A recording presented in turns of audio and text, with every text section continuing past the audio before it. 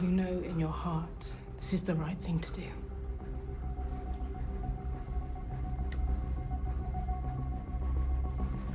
Show me you believe.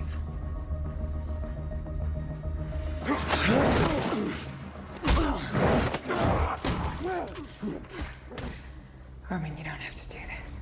She's not a werewolf or a hybrid. She's your friend, and you care about her. I know you do.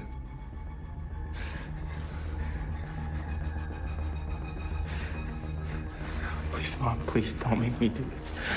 Please. Give them to me!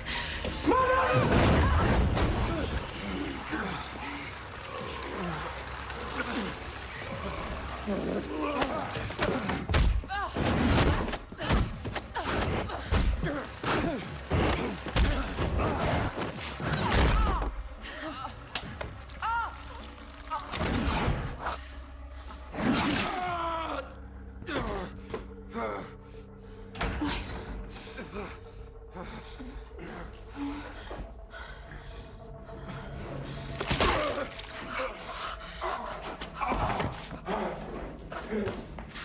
Roman. Are you okay?